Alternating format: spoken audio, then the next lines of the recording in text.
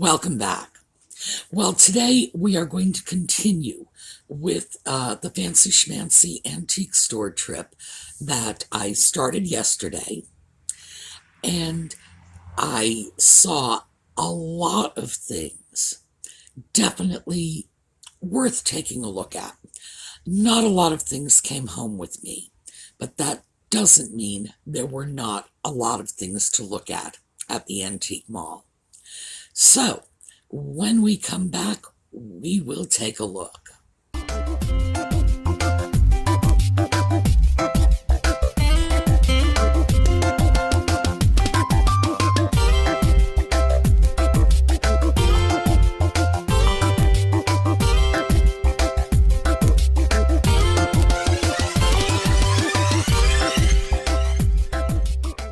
Yes, I left that place very nearly empty-handed. I think I made about a half a dozen purchases, and that's unusual for me. I can usually find terrific deals there, the fact that I didn't last time doesn't mean the deals aren't there. Could be they're there, I just didn't spot them. Could be my luck just ran out. Ordinarily, I can usually find a great many things, more than I actually thought possible. But I suppose it's worth mentioning that we all come up empty-handed sometimes. And when that happens, what you really need to do is you need to give yourself permission to do that and not say, well, I didn't see anything, so I'm going to buy something, even if it's not a good deal, even if it's not a good piece, even if I don't want it. And that's a danger when you go out shopping, especially if you're shopping for resale and you have your own online sales platform to stock. You're looking at your inventory dwindling and you're thinking, I need to grab something, I need to bring something home. Resist the temptation, because that's how you make mistakes. That's how you end up getting things that you then have trouble selling, have to sell at a loss, etc., etc.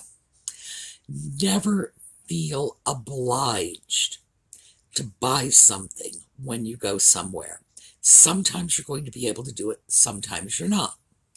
Now, this last trip to the Carlisle Antique Mall, I did buy a number of things, just not as many as I'm accustomed to. So I felt a little cheated and deprived. And what I did instead, and I would throw this out because it works for me, is I bought myself something. I went right, and I will show you what I bought. It's at the end of this video, but I went right into the basement and I got something that I was just taking home for me, because that sort of soothes my ruffled feathers, and it saves me from the temptation of buying something I don't really think I can sell for a profit. So that's what I would suggest you do. And as I say, stick around because I will show you the piece that I got for me as a consolation prize at the end of the video. So let's start off with some German pictures. And this is at a booth that specializes in rustic pieces. I'm tempted to just sort of lump it into American country, but really it's not. This is rustic farmhouse. And I don't want to say it's very different from American country. It's not. There are some similar threads running through both, but it's really not the same. Some American country homes can accommodate a few, even many rustic pieces. Others, no. It's much more elegant American country. So, having said that, I still think it's a really interesting shop to take a look at, and these German pictures were definitely worth a peek. So we are back at the Farmhouse Antiques booth, and they have all kinds of rustic, sort of, I don't want to say American country. This really falls into the category of rustic instead. But there are a couple of pieces here I want to show you. These are two lidded German pitchers. They are $40 each. Now, frankly, when I look at these pieces, I can see that sort of Bavarian country look jumping out at me. But because the colors are on that red, white, and blue sort of scheme, it's the kind of thing that would do extremely well with American country decorating. They are lovely. They are over my price range. They are not coming, but I did want you to have a chance to see them. Now, I see pictures like that from time to time. German, sometimes Austrian or Czech. Basically, it's the same geographic area. And the thing that's so charming about them is the lids. They have these wonderful little lids, and they often have a very interesting shape. When you look down at them from the top, it's sort of that as you would sit at the table looking down at the picture. Very interesting looking. They're usually very brightly painted, and ordinarily I consider them well worth purchasing if I can get them under a certain price. And for me, that price is my usual $10. I might go to $12 or $14 for an especially nice picture. But by the time you start getting close to the $20 mark, that's when I start to wonder if it's going to be worth it, if I'm going to be able to sell it. Can I cover my costs, which is the price of the item, the shipping materials, the listing fees, etc. And in the case of these pictures, I didn't think I could. Nevertheless, I have handled pictures like this. I have found them for a lot less in the past at different stores. Who knows? Maybe I'll find some again. And certainly, if I do, I will pick them up.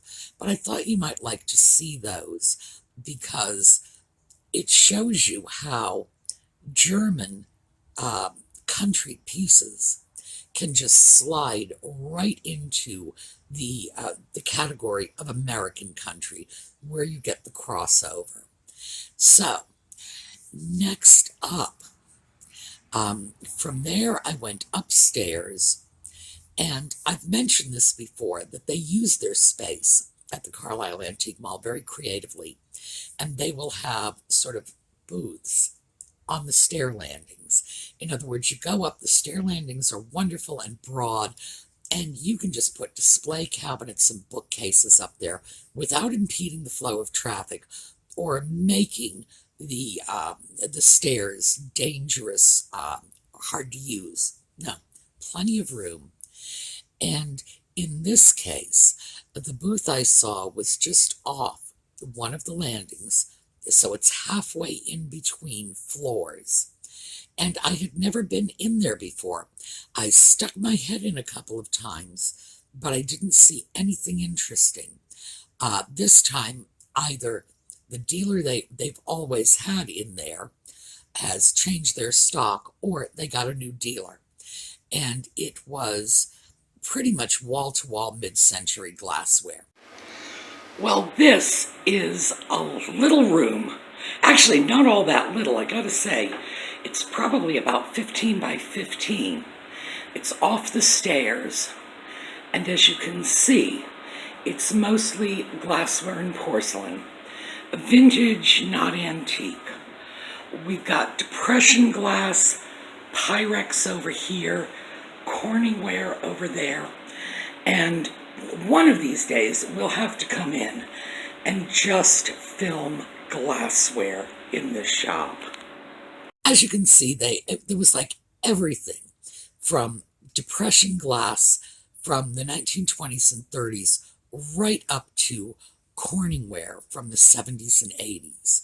And there was Pyrex. There were all kinds of wonderful mid-century glassware pieces, things I remember from my childhood, some things that were just so common. They were in every home in America in the 1950s and 60s. And they have a lot of things. I gave you an overview, but I didn't stop to look at anything in particular. And if it's something you think you would be interested in, let me know in the comments, because I can always go back there and take a much more careful and deliberate tour of that room. But I did think you would like to see that. Next up, this was on, I believe, the second floor. Yes, it was the second floor. And I was going through some of the areas, including some of my favorite little booths, where I can usually find some very good deals. And I happened across this piece. So take a look. $450. This is a streamlined modern waterfall dresser. It's actually a rather small one. It looks like it's about 4 feet long and maybe 3 feet high. Actually, probably not even 3 feet high. The hardware, the tag says it's original, and I believe it. These pieces were veneered, and they would use the wood grain to enhance the curves and that sort of waterfall effect. I am assuming that there was veneer damage to this piece, and that's why they painted it. That's one of the things you must remember, and that's why I'm showing you this piece. Because, as you know, I love streamlined modern. But when I see a piece like this, my first thought is not, oh my goodness, somebody with no taste painted it. My first thought is, what's wrong with the veneer under the paint? If you buy painted pieces with the idea of stripping them and reclaiming them back to their original state, always bear in mind that the person who repainted it might have had a very good reason for doing it. This is a beautiful piece, and I have to say, what they did was they took a modern piece and sort of gave it a Hollywood Regency spin. And if I were this dealer, that's how I would market this piece, as Hollywood Regency from the 1930s, 40s, original hardware. Now, I thought that was a great piece because it's streamlined modern, and I like that. I like Art Deco. I like Art Moderne, streamlined modern. Those are styles that appeal to me, and they're very closely related. They're not the same, but closely related. So I stopped to take a look at that piece. Would I buy that piece? Absolutely not. I would not buy that piece. Partly because one of the great things about streamlined modern furniture is the wood graining. Those waterfall pieces, and they were called waterfall because the line just drops off. That waterfall impression was enhanced by strong graining patterns in the veneer, giving the impression of water falling from the top to the bottom of the dresser. It was a very specific style, and they created that impression not just by the lines of the piece, but by using the veneers creatively. So I would want the veneer. But as I said when I was filming, a lot of times when you see pieces that are ordinarily veneered, you see them painted, the first question you should be asking yourself is, what's wrong with the veneer?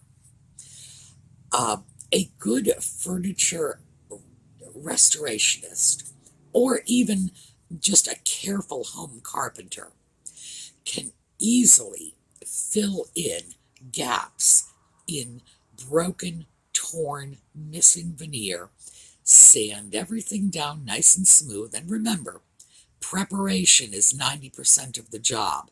Get a nice smooth surface, paint it, looks great, but if you take that paint off, it is a patchwork quilt of repairs and filler, etc. So that's one of the reasons I usually don't get hysterical when I see a beautiful old piece that was originally veneered with a new coat of paint on it, because sometimes it was just the only way to handle it. The piece would have been severely damaged. What are you going to do? So for me, that would be why I wouldn't go forward with a purchase. I would also have to say, on the other side of the coin, by painting it black and leaving the original hardware on, they probably made that piece more acceptable to Art Deco or mid-century modern collectors. And we've talked about this too. Mid-century modern borrowed very heavily from Art Deco. So if you take some Art Deco pieces, not all but some, you could just slide them right into a mid-century modern setting and they function seamlessly. But I did want you to see that, as I say, for a couple of reasons, because it does point out the fact that sometimes there's a really good reason for painting old furniture. Not always, of course, and I can't say for sure whether the veneer on this piece is damaged. I suspect it was, but sometimes there's a reason for it. And even though I love wood, and I know many of you do too, some of us just cringe when we see a beautiful old wood piece painted over. In this case, maybe it was for the best. All right, next up, I went over to the next booth and saw something, and I was just about to say from the 1980s. No, I gave you a much more specific date, and because it's a kitchen piece, you can do that. So let's take a look. $55. And this is a vintage West Bend canister set. Now, we've talked about this sort of thing before, but this is a good opportunity to go into it. When you have kitchen pieces, because kitchen colors come and go, you can very often date a piece within 3 or 4 years, just based on the color. This is harvest gold, and it's got the gradation, as you can see up at the top. And what that means is this piece is probably somewhere between, I'd say 1978 and 1983, 84, somewhere in there. By 85, they weren't using the color gradation. It was very solid. And by the late 80s, they simply weren't using harvest gold anymore. So, take a look. The best way to become an expert on old kitchen colors is take a good look at old magazine ads. That'll tell you the whole story.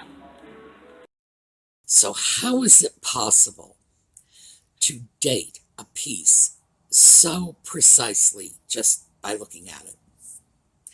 Well, with kitchen colors in the late 1970s, they moved from things like avocado, was big in the early 70s, and you were seeing eventually avocado, brown, and they would call it brown or coffee, or sometimes coffee bean or chocolate, or manufacturers had their own names. And harvest gold, and almond. Those were the hot colors then. It was very hard to get a white appliance in the 1970s. Early on in the 70s, probably 1972 to 1978, the colors were, and I know you're going to cringe, but I'm serious, avocado green, which by the way was the one color in this batch that lasted, orange, like seriously, pumpkin orange. Reds came in a little earlier and phased out very quickly. And they were, sometimes it was called cherry. By the late 70s, the color palette had changed a little, and the orange was out, the cherry was out, the brown, that coffee or cocoa or whatever they were choosing to call it, that had come in and would be phased out soon. Avocado was still popular but would be phased out soon. Harvest gold, again, would be phased out soon. And then almond, and almond stayed. It was eventually called eggshell off-white, etc. But during this period, the idea of a white appliance was really sort of strange and alien. It was actually hard to get pieces in white. Another interesting thing is all the different appliance manufacturers had their own shades. It was not mix and match. So if you got a harvest gold range from, say, Westinghouse, and you wanted to get a General Electric refrigerator in the same harvest gold, you were in trouble because the colors would not match. And very often the match was so off that even if the appliances were on the opposite sides of your kitchen, you could still tell. It was, in my opinion, very foolish, but it's what they did. By the mid-1980s, white and almond were about the only two colors of appliances you could get. And then later, late 80s, black came in, and then stainless steel after that. But if you pay attention to the colors that were popular, you can take a look at something like that canister set and date it within a few years. That canister set is sort of an easy call because that gradation of color was a little bit of a fad that only lasted, it was only fashionable for about 2 years, but it was only available, regardless of whether or not it was fashionable, it was only available for about 5. So you look at something like that, and yeah. If I had to pinpoint the date, I would say 1981 to split the difference. So I just thought you might find that very interesting. I know I did. Next up, this is an interesting piece of black Americana. And I went through the whole thing, so I'm going to attach a little second video to this because I went through a full description and I never told you where it came from, so I had to go back and film that. Here you go. What we have here is an absolutely terrific piece of black Americana. It's a decanter set. This is the stopper of the decanter. And we have 4 little shot glasses. This is a sweet piece. And for a collector, that $40 price tag is not going to be daunting. Oh, and I forgot to mention, it's also a Japan piece. So what is it that would make that worth $40? Well, for one thing, it's a decanter. It has the cork stopper. The condition is good. all 4 little shot glasses. And because it's a decanter, that makes it a little unusual. Items like this were often salt and pepper shakers, cream pitchers, sugar bowls, that sort of thing. More kitchen and less for the bar. There were bar items, by the way, that frankly I consider horrifically offensive, and it's not the sort of thing that collectors of Black Americana can collect what they please. If some of them, as I say, were offensive, I wouldn't traffic in them myself. But this, no. It's offensive, as much of these items were, but because of the condition, because of the rarity, and because of the overall appeal to a collector of Black Americana, this is something that I would consider. It's a little high for me because the Black Americana market is one that is very exploited by dealers.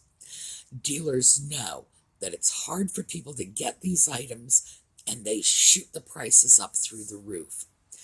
The reason I find that rather exploitative is because the people who collect Black Americana are attempting to preserve history. And I think as dealers, we should be helping them do that, not making it more difficult for them. So I would have to say price was too high, higher than something I would be comfortable dealing with. But the piece itself, if I could find that for half the price, I would grab it up in a minute. But also keep in mind, that's the sort of item I would sell at cost if it were going into the right collection. So, interesting piece, and of course, Japan. And I didn't even bother to look at the bottom until I was all done. Next up, well, I was going to do something else, but we're fast running out of time. So, let me show you the consolation prize I bought for myself. Well, I wish I could say I will be leaving the fancy schmancy antique mall with my bags stuffed full of goodies. But alas, no. I made a few purchases, and they were very good deals, but I didn't make a lot of purchases. So, down in the basement with the clothing, this is coming home with me. $15.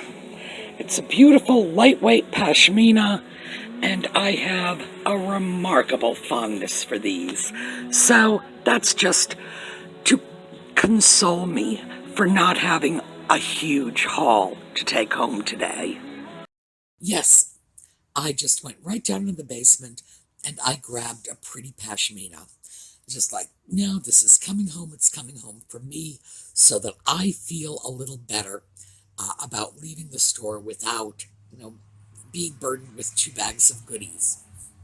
And as I said, remember, you can always do that if you are in a thrift store, an antique store, whatever, and you just feel like you haven't quite gotten your money's worth yet. Grab a little something for yourself. It will make you feel the trip is more than worthwhile. All right, let's quickly touch on the giveaways.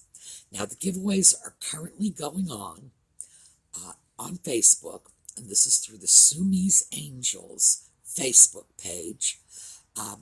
This is my way of saying thank you for supporting our channel, for watching, for subscribing, for commenting, etc. The angels are just unbelievable. Let me show you a picture. They have been so helpful, and they are just running the giveaway for me, which is a very good thing because when I run giveaways myself, I make a mess of them. So thank you to Colleen and Lisa and Karen and Steffi. I don't know yes, I do know what I would do without you. We already know I'd mess up a giveaway. So thank you so much for your help. For the rest of you, please go check out the items. Some of them are beautiful handmade items by Colleen, Lisa, Karen, Steffi, in addition to other things, items from project videos here on this channel. So go sign up. They make it fun. They really do. They ask little questions and turn it into little contests, and they have a good time with it. All right, on our way out, we are going to take a look at a little slideshow. I will find something I haven't used in a while, and hopefully I will see you all tonight. Tonight I'm doing another Just Chatting episode, and then Thursday, Just Chatting again, and then back to thrifting on the weekend. So, have a terrific day.